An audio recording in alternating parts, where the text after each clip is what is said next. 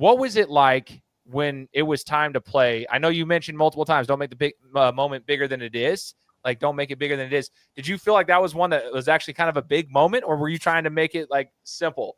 Yeah, I mean, I'm always really good about like my nerves. I mean, Sarah asked me the other day, what do I do for my nerves? And I feel like I'm always really good about it.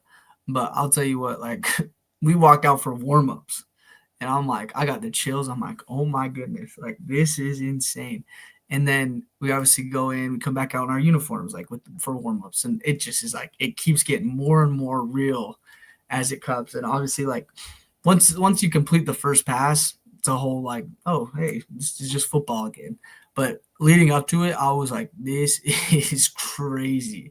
Like I was tripping myself out about like, do I wear like grass specific cleats? Like I was tripping myself out about that. I'm like, why am I tripping about this? Like I've never done this before, but it definitely got to me a little bit. But once I was engaged in football, I was like, yeah, this is just another football game. It's still a 100-yard field, end zones. That's awesome. Did you notice, and this is, I mean, it's going to be hard for you to answer this, I'm sure, but like, was there a difference in talent going up against a program like Penn State, which arguably could have easily made the championship game if they were just a play or two away from that?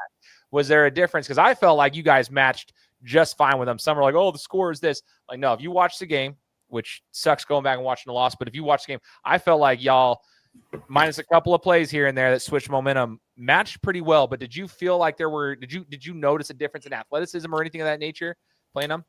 Yeah, I mean, those guys are extremely talented. And I mean, I was talking about it with, I think it was Roger and Mason, two of the offensive linemen the other day.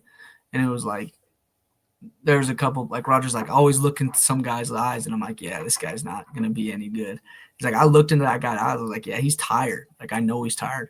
But then he kind of stood me up. And I was like, that's just them. Like there is a level of talent that they play at. And obviously they had this rich tradition.